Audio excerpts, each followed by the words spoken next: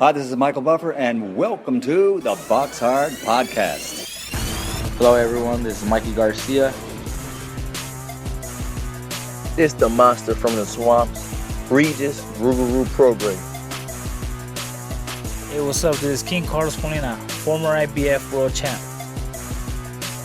This is Michael, the Bounty Hunter, 2012 Olympian and your people's champ. This is Charlie Edwards, flyweight champion of the world. This is Fast Eddie Chambers, and you're listening to the BoxHard Podcast with my main man, Joey Coastman. Hello everybody and welcome to episode 232 of the BoxHard Podcast. I'm your host Joey Coastman. Just me this week, no Ayaz Sumra, no real need really, because there is nothing to discuss, to be honest. No review, no preview, of course. I think maybe one piece of news. That piece of news is that Dave Allen has signed a contract, a promotional contract with MTK Global. That's probably a good move, you know, when you really think about it. I mean, Dave Allen, like I say, you know, he's kind of hit his ceiling, really. You know, he's not going to be a world champion. He's not going to be a European champion. British level is definitely, I'd say, his ceiling. I'm not quite sure he can actually win a British title, really. But, you know, being with MTK, I think they've got the kind of you know, the structure in place to keep him busy, to get him out in different arenas all over the country and stuff like that. And, you know, he can be on these undercards, he can box guys that he's going to knock over and stuff like that. And that's probably better for him, really, you know, rather than building up to a big fight and, you know, spending a few months out of the, you know, out of the limelight kind of thing. He seems to blow up a little bit in between fights, stuff like that. He needs to be kept active, kept on top of his fitness and all that, and, you know, perhaps build to something after a few good wins, you know. So MTK, I think they've come at a, you know, they've possibly come a little bit late, but if anything, they've come and swooped in here, and they can, I suppose, revamp his career a little bit. Not that it's took too much damage, you know. He's still been involved in some brilliant fights, you know, knocking out Lucas Brown. Unbelievable. So all the best to Dave Allen, like I say, friend of the show. But yeah, other than that, you know, there's one other thing I should mention. That is that Badou Jack has decided to part ways with his trainer. He's now training under Jonathan Banks. Of course, Jonathan still training Triple G, Gennady Golovkin, so that's an interesting move there for Badou Jack. And like I say, other than that, that is pretty much everything.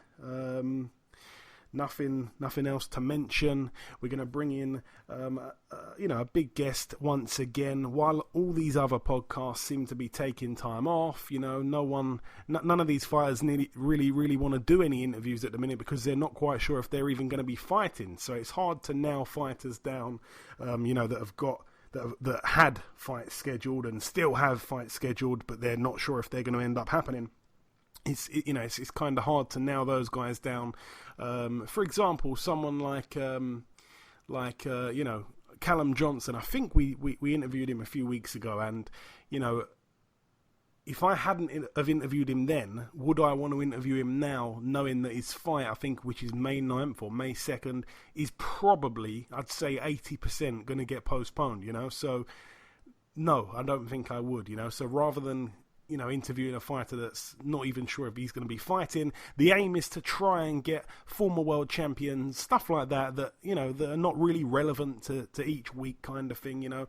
The aim always is to get relevant fighters to that particular week on the show, you know. So last week we had Stuart Hall. This week we have another former world champion, a former heavyweight world champion, Bermane Stiverne. I think he will be our 85th world champion on the show. Like I said, this is episode 232. This is our 464th guest.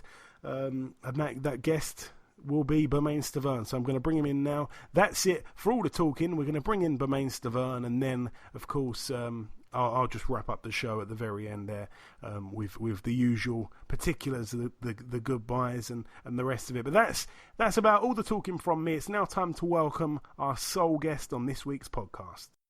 Ladies and gentlemen, please welcome the former WBC Heavyweight World Champion. It is, of course, Mr. Bermane Stiverne. Bermane, welcome to the show, my man. It's a pleasure. Pleasure to be here. It's a real pleasure having you on. So, Bermane, a typical opening question, really. Where did your boxing journey begin? How old were you when you first put on a pair of gloves? Pretty much late. It was after college, after playing football. I was 19 years old, I believe. And obviously, you know, you grew up in quite a big household, if I'm not mistaken. I know you got a bunch of siblings, I believe 8 sisters and 5 brothers, is it? Correct. What was that like growing up? You know, did you, did you guys have fights as kids, or did you all get along well? I did have some fights with my siblings, like any other family. But most of my fight was probably self-defense at school. You know, I would always get picked on, or you know. I got you. So I was pretty much bigger than I was the youngest, one of the youngest, but I was pretty much bigger than the oldest at school. So I was always being tried and picked on, so it caused me to defend myself. And, you know, I guess I got, quite in a lot of trouble back then. Okay. And obviously, like I say, you know, you took up boxing seriously after college. You had around about 60 amateur fights, if I'm not mistaken. You beat the likes of Robert Helenius and our very own David Price in the amateurs. What was your toughest amateur fight, Bermane, if you can remember back now? My toughest amateur fight? Yeah. What was it like to fight David Price, a guy that's so tall, you know? Well, I had 93 fights, amateur fights. Oh, wow. Not 63. If I remember correctly, David Price. It was my first time, my first year going super heavyweight. Because most of my career at the amateur, I was at 200. And I decided to go, super heavyweight with the big boys. It was the first time I fought somebody that was, I can't say that. I mean, he was my first, big international opponent. I fought, to get there on the team, I had to beat 2 tall guys. And they both both of them was big. And when I got to, I think it was Finland, I fought Helenius first, I believe. And then I fought Billy Price second. As an amateur, I always liked to fight guys that were taller than me. I would always request or, prefer taller guys back then, because I would always prevail, as an amateur. And obviously, Bermane, you didn't get to the Olympics because you felt you were robbed in the qualifying stage. Tell us about that, because it sounded pretty crazy. Am I right in saying you knocked the guy down 3 times but still somehow lost the decision? Right.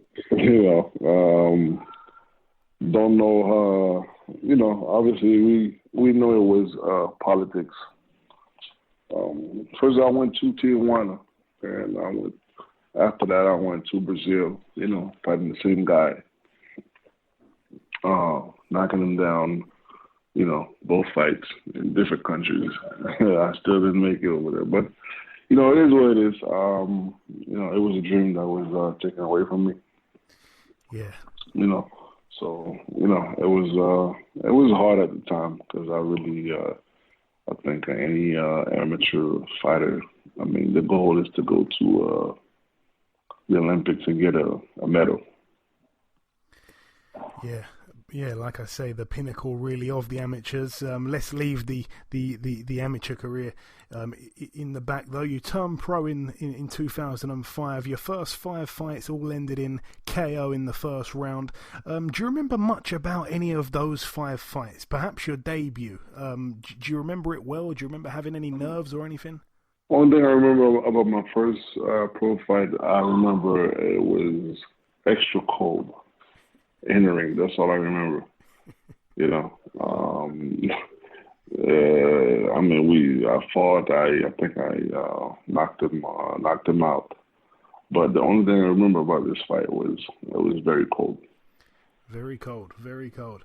Obviously, from July of 2005 right through to April 2007, you boasted a record of 12-0 with all 12 coming by knockout. Then, of course, July of that year, you suffer your first loss, a 4th round knockout at the hands of Demetrius King, a guy who at the time had a record of 11-15. But talk me through that, because I watched it back the other day. A bit of a bad stoppage from the referee, in my opinion, there. I mean, you know, all I know is I think Monty Barrett was fighting at the time, and he fought right before me, and it was the referee didn't do a good job, and the fighter ended up being hurt.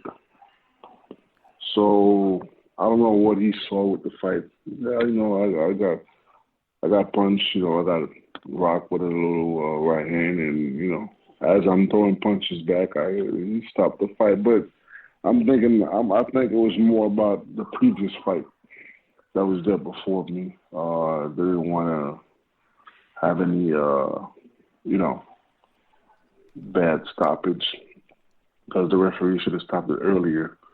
So perhaps the referee, Monty Barrett. So perhaps the referee was being a little bit overcautious. Yeah, because he was too cautious because Monty Barrett really got hurt that fight. Okay. And the referee should have stopped it maybe a few seconds earlier than he stopped it, and I was right next. Okay. So I don't know.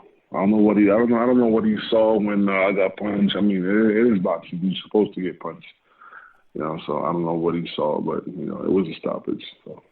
And I've said many times before that an early loss can kind of either make you or break you in boxing. Would you say that loss made you, or would you say because the referee stoppage was a bit controversial that it perhaps didn't do either of those things? I mean, if I would have, you know, get knocked out, it's knocked out. It's knocked out. You know, I was conscious. I wasn't, you know, I've been hit, you know, with bigger shot.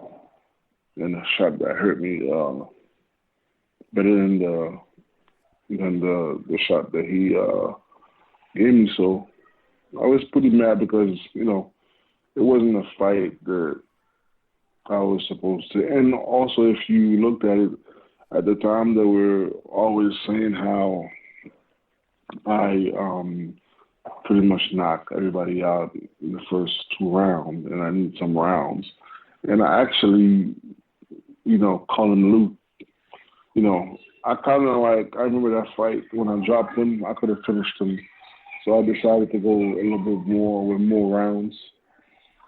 And, you know, I got caught, you know. I should have just not listened to anybody and just finished him, pretty much.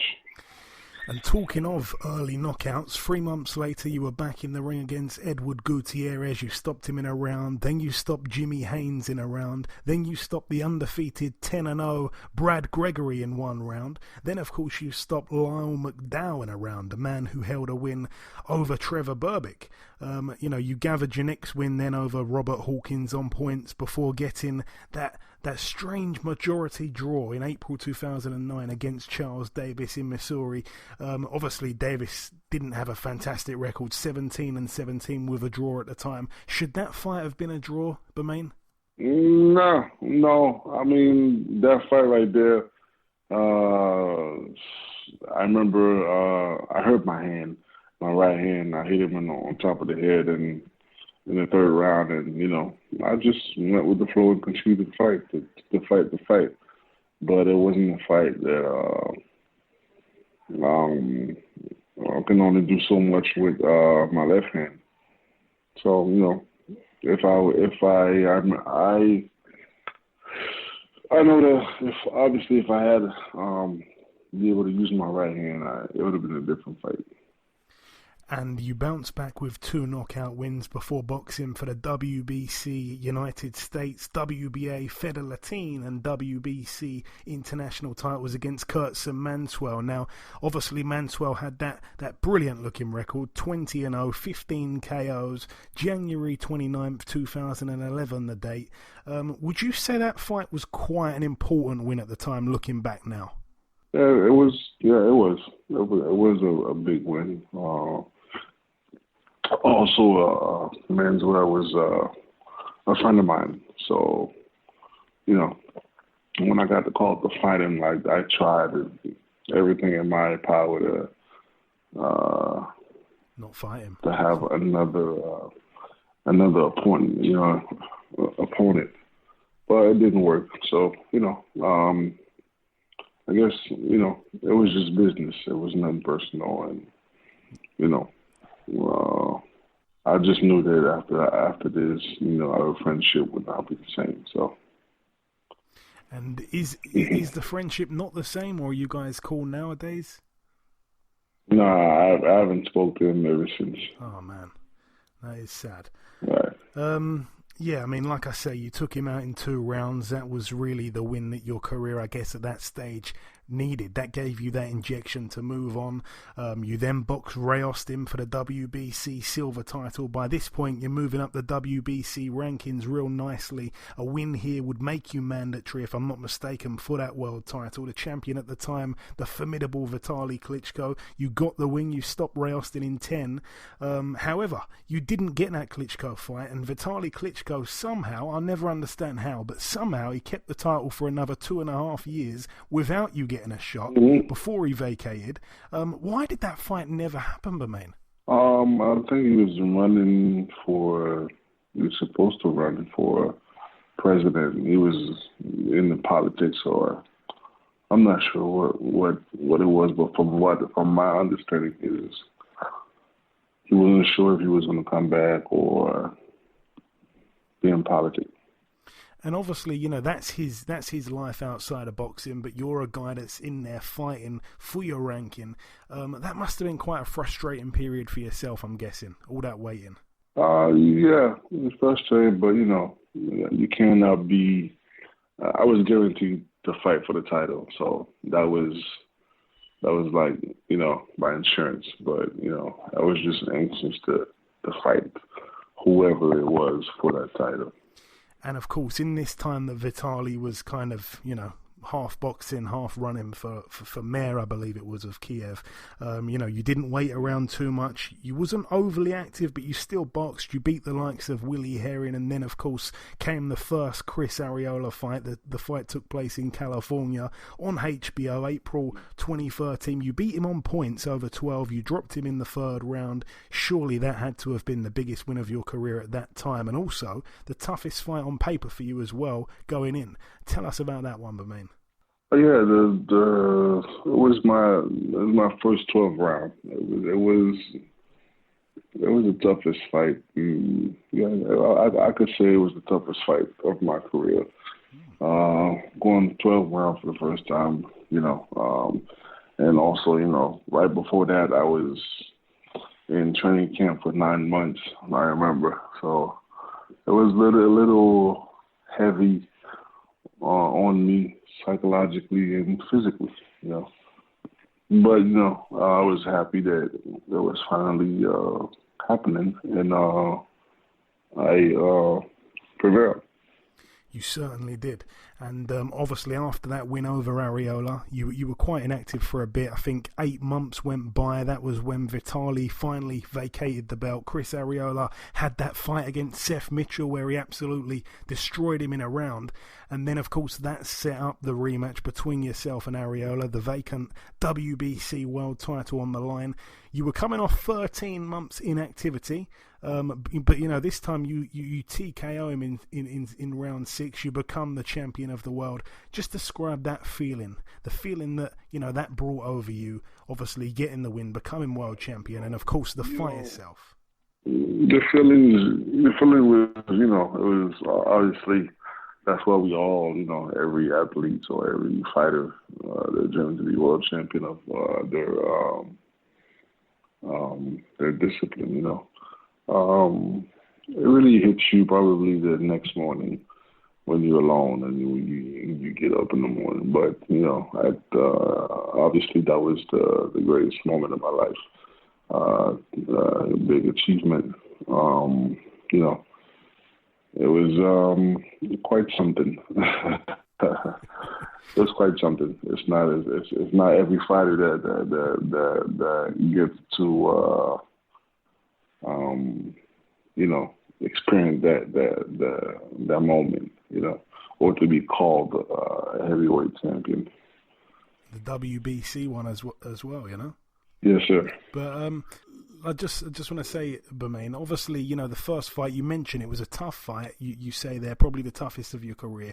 Because Arreola boxed Seth Mitchell and the way he dealt with Seth Mitchell, I remember at the time a lot of people were saying, Bermane's been quite inactive. This could be a real tough fight. But like I say, you absolutely destroyed Arreola. We knew we let him go. Because first of all, I didn't want to. I made the decision not to fight. I said, you know what? If I gotta get hurt, let me get hurt when I fight for the title. Or if anything happens, let it happen when I fight for the title. I didn't want to jeopardize anything. I didn't want to take no chance. And all I said was, we're gonna get ready. If it's a year, we're not gonna fight for a year, but we're gonna get ready for that the whole year. I was really scared, and I didn't want to do anything to jeopardize the fight. I didn't want to fight somebody and hurt my hand or hurt something. Or get caught. And then the fight had to be postponed. So all I said was, I'm not going to fight till I fight for the title, but I will get ready till that fight happens. And Bermane, obviously you talk about it being every young boxer's dream to win a world title, but it's more than that. You become the first Haitian-born heavyweight world champion. For those that, perhaps from the UK or from Europe that don't really understand the history and the culture of the Haitian people, explain to us, what did that mean to the other Haitians out there? This was historic. Well, yeah, it was more, I was more happy for it from where I come from. I really come from nothing. To be champion of, and coming from Haiti, what it represents for the country, it was very, I think I, made an impact in the country, and I was very, very happy to, carry the country and put it up there, because it was very hard, coming from there, and I was given a chance, and I didn't disappoint, because like I said, long story short, it's a country that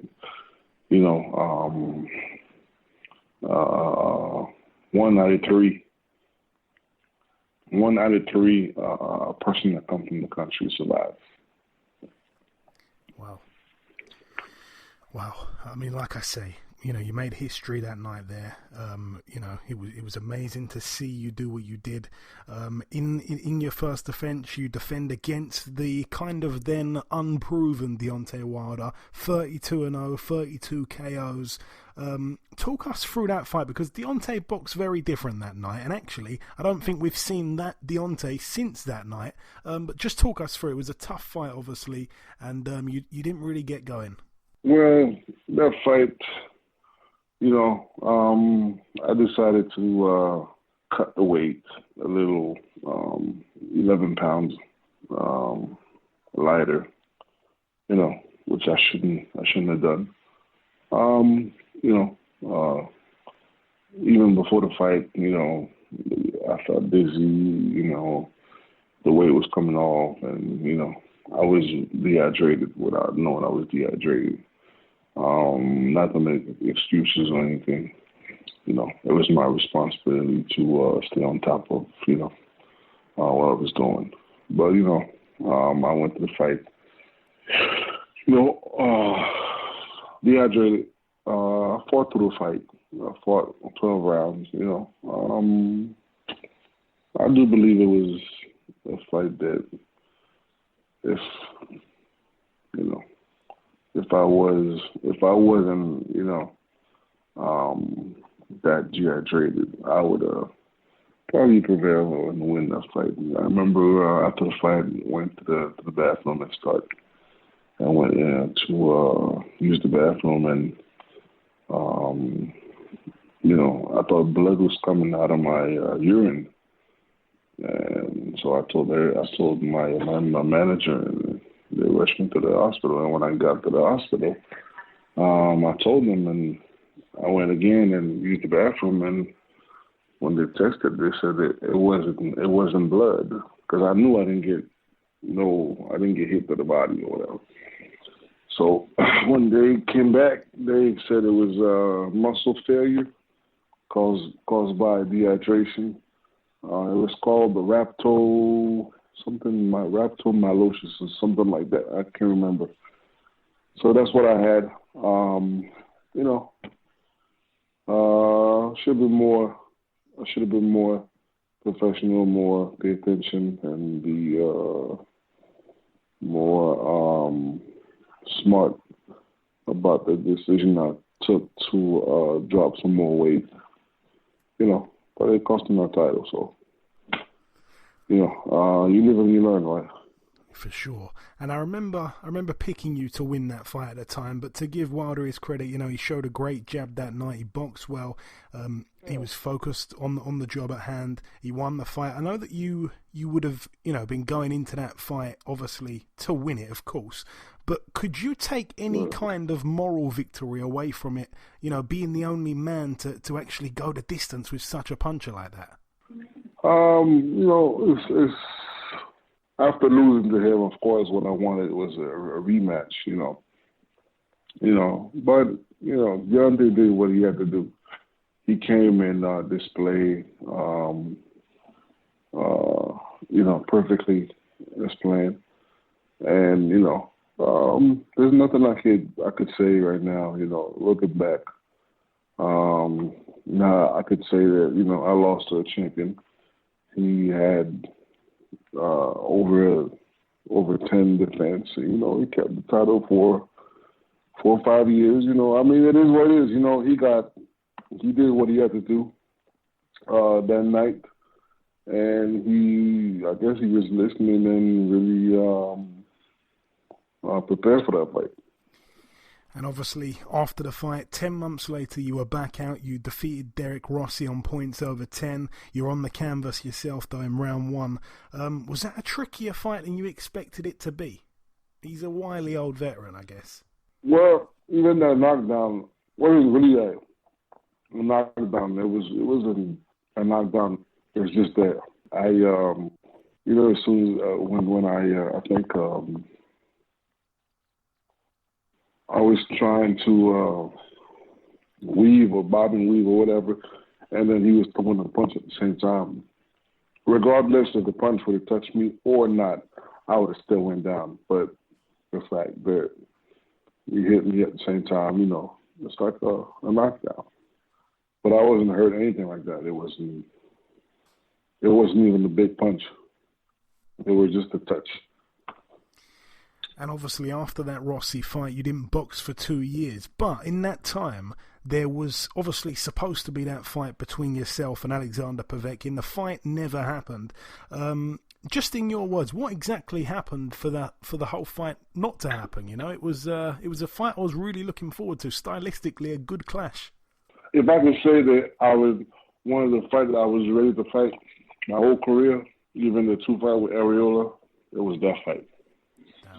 I was in the best shape of my career for that fight. Due to him getting caught with banned substance. Even me during the training camp, there's something called like the energy drink here. It's called 5 Hour Energy, and I took one in the morning because I knew I was going to spar for 12 rounds. And then I took one in the morning. Then I knew I was going to run 5 miles a night, so I took another one, which is legal, but I had too much in my system. So they when Vada came, obviously I they tested me. So I was tested positive, not for banned substance, just because I had too much of that energy drink in my system.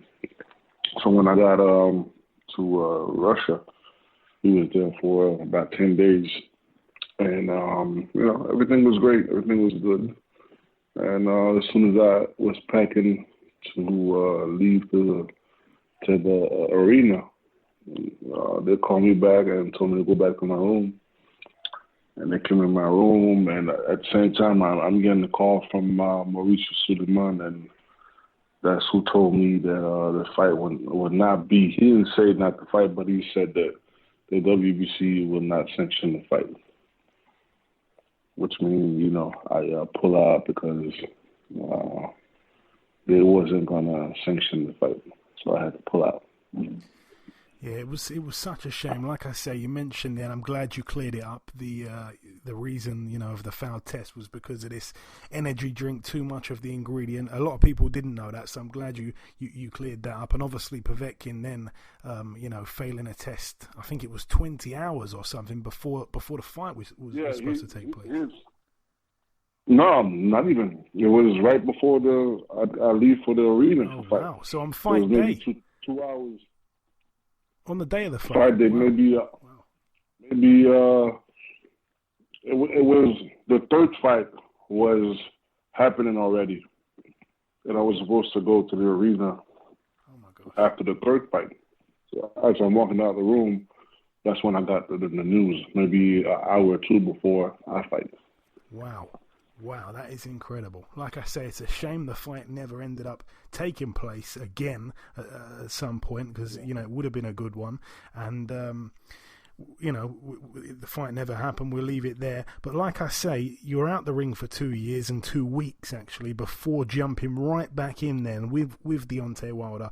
Is it fair to say, Bermane, obviously you mentioned about the dehydration in the first fight. The second fight here, is it fair to say you weren't really in the best shape for that? Nah, I can't say that. I cannot say that. I was in shape for that fight. First of all, for people that don't know, I was supposed to fight Dominic Brazil. And Dominic Brazil, I was in camp already a month before I got the name of my opponent. After a month, I got the name. It was Dominic Brazil. I accepted it. Now, first of all, they wanted me to. No, that's after. But they gave me Dominic Brazil, so I'm fighting. But the whole time, they wanted me to step aside to let Ortiz fight Deontay. So everybody, I see a lot of people speaking for me like I don't want to step aside or whatever. So I didn't say nothing. But I accepted the fight Dominic Brazil. So I'm in camp for nearly 6-7 weeks, getting ready for Dominic Brazil. We ready to fight, and maybe 10 days or less before the fight, Luis Ortiz get caught with banned substance. Now, I'm told after 7 weeks to get ready for a different fight than Deontay Wilder, they want to put me in with Wilder while I'm getting ready for Brazil. So I said I'm not going to do it because first of all, I haven't fought for almost 22 months or 23 months, and I said I'm not going to jump into a world title fight, and I was basically forced to fight that second fight with Wilder because they told me that if I don't fight Wilder the second time, I won't fight Brazil, and I will be sitting on the shell for another year or two. So I had no choice but to take the second Wilder fight. Obviously, I have no choice because they put me against the wall, so I have to fight. So I fought Deontay, second fight. I get in there, Deontay is known for hitting people behind the head. Probably maybe the second right hand he threw. He hit me with his forearm behind my head. I was never able to recuperate, and that was it. I mean, that's just what happened to him too with Fury. He turned his head and he got hit behind the head and he fell and he got knocked down. And these are things that happen in boxing. And that's the reason why he was able to take me out, because he was not able to. If he didn't hit me behind the head, I would have been in there with him, and because even if you look at the first fight with me and Wilder in the third round, he did the same thing. When I fell down with him, we both fell down in the third round, and I was just shot behind the head also. Well, it's just that, at the same time he did it, the bell rang, and we both went to our corners. But the second fight, if you look, maybe within the first 30 seconds, you can see him hit me like he always does with everybody. He hits. When he hits, he's wild when he hits, and he hits you not with his glove, but with his forearm right behind the head, and that's how he got me. There was no other way to get me. And obviously, since that Wilder fight, you've spent 15 months out of the ring before travelling to London and boxing the UK's Joe Joyce again, Bermane. Is this fair to say then you wasn't in prime shape for this one? That fight, I don't even count that fight as a fight. I don't even talk about it or even acknowledge that fight. That's a fight that I never took or never even went to London. So I don't count this fight to be. I don't acknowledge it. I don't see it on my record. And Bermane, obviously, all I ask for is that we do it one more time. So you'd like that rematch with Joe Joyce? One more time. Obviously, it's been a year since that Joyce fight. What's kind of going on right now in your life? Obviously, you haven't retired or nothing like that. You're saying you want that fight again. Is that the only thing that's on the horizon at the minute, or have you got any other plans? What can you tell us? Yeah, we actually I was scheduled to fight with next month. Everything is ready to go, and then this nonsense that's terrorizing the world right now. Putting everybody on. I think everybody is affected in this world, whether it's boxing, soccer, or any other person that has a job or a career. Everybody's affected right now. So, I've been in the gym for the past 8 months. I reached my goal. I dropped the weight. Last I checked, I was 240, 239. So okay. I was ready to go. I was ready to go, and then come this nonsense called Corona. Terrible. That's messing everything up.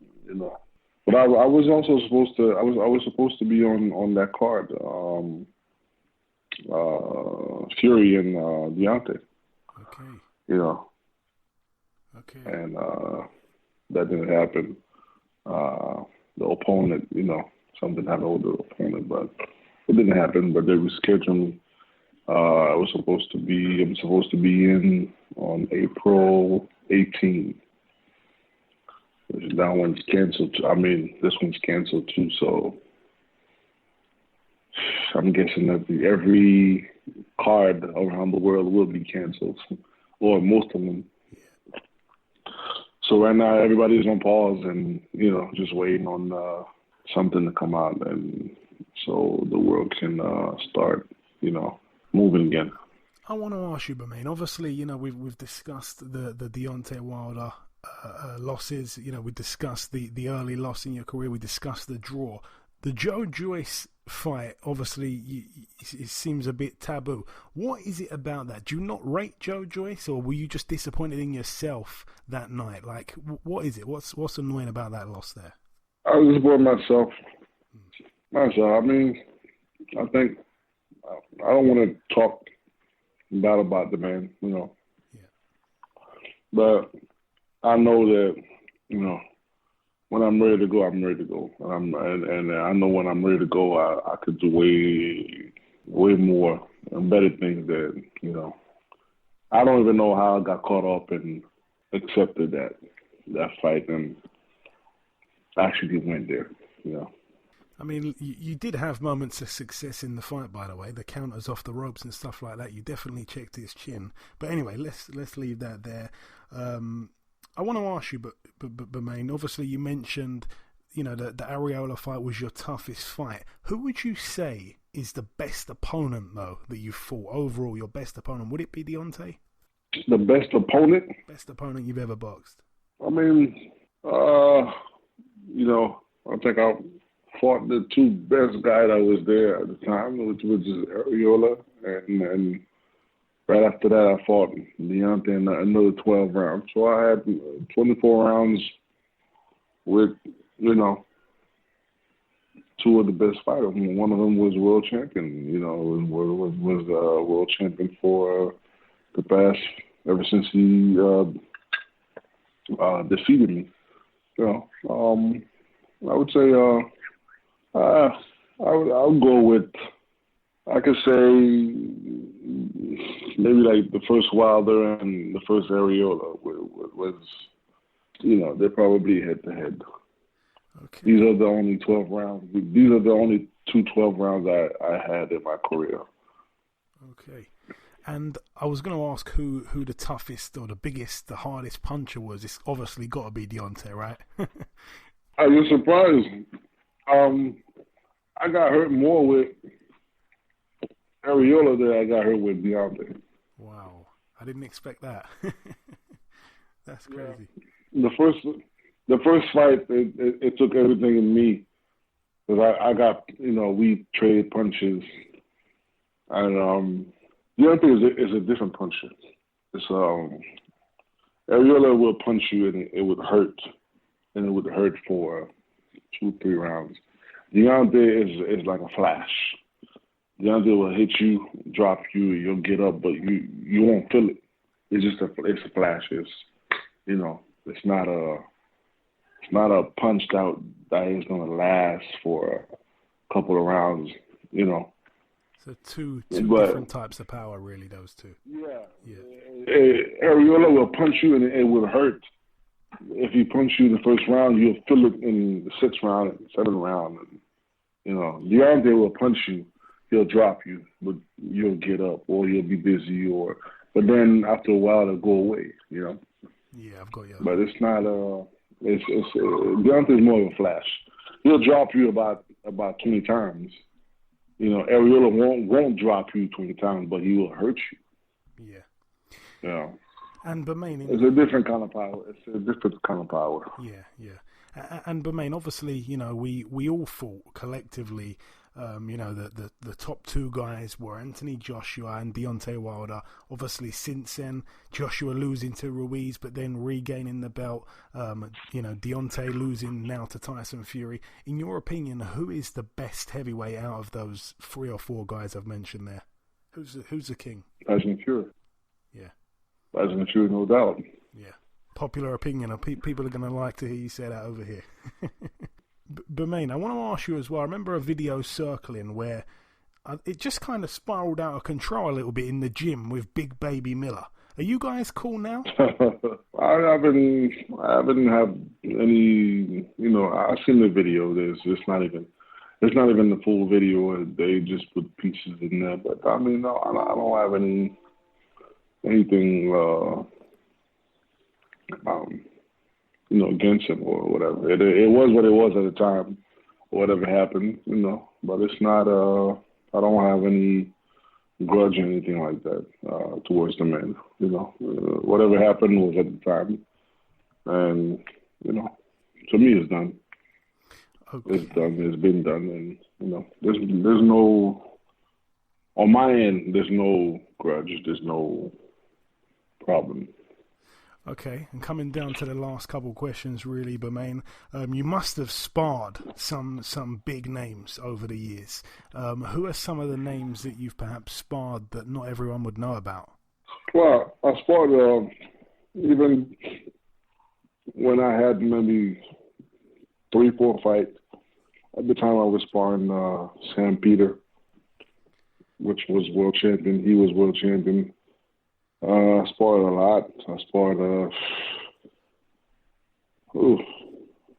back in the days, I remember sparring Duncan Donkarori. I remember sparring Oleg Maskayev.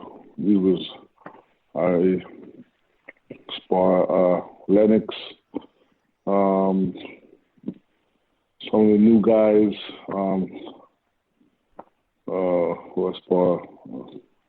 Obviously, Joe Joyce, I spar him. I spar a couple other guys that was from Russia or Ukraine, but I forgot their name. That's okay. One of them is it was cruiserweight and not heavyweight. Usyk. I forgot the name, but he's undefeated right now. Yeah. So, Alexander Usyk. I sparred quite, a lot of different guys. Okay, and like I say, really coming down to the last couple questions. But, Bermane, I like to ask this question to everyone that I speak to from overseas. I'm putting you on the spot a little bit here. People want to hear this, though. Who's your favourite fighter from the UK? It can be a guy that's still boxing now. It can be a guy that retired 70 years ago, if you like. Any era, favourite UK fighter. Who springs to mind, Bermane? My favorite UK fighter. You're going to say Lennox. Lennox was also Canadian. Yeah, but, we claim him. I don't know.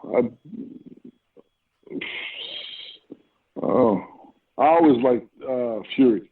Yeah. Even before that, I always like him as this big, huge giant that fights like a middleweight or lightweight.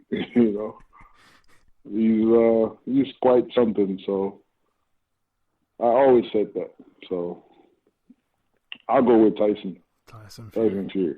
Okay, and just finally, Bermane, I want to just kind of throw the microphone over to you, if you like. If you've got any closing words at all, perhaps if there's something I haven't asked you, or just anything you want to say before we let you go. And also, if you've got any message to your supporters over here in the UK, I'm sure you've had tons of support from UK boxing fans, real boxing fans over here. If you've got any message.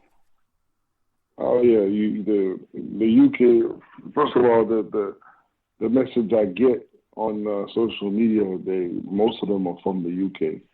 I always loved the UK. I always, even as an amateur, I fought a lot of times in the UK, and it's just, I feel like it's just the energy of those people out there is just crazy. It's they support the sport, they support the fighter. I would love to come a few times before I retire, because retirement is pretty soon. So I would love to come and fight in the UK a couple times. We'd love to have you, Bermane. Listen, it has been a real pleasure speaking with you, my friend, and going over your entire career. I want to thank you for your time, and of course I wish you nothing but the best for the future, my friend. Thank you. It was a pleasure. Okay, and this wraps up episode 232 of the BoxHard Podcast. I've been your host, Joey Coastman. A massive thank you to our sole guest on this week's show, the former WBC Heavyweight World Champion, Bermane Stiverne.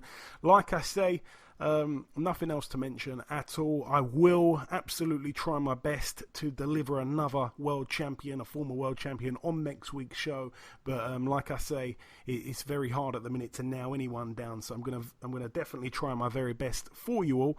But that is about everything, guys. So like I say, once again, thank you for listening. We've tried to give you something to listen every week throughout this very tough time globally for everyone. Like I say, try to enjoy your weekends, people. Stay safe, wash your hands, and we shall see you all again next week. Thank you.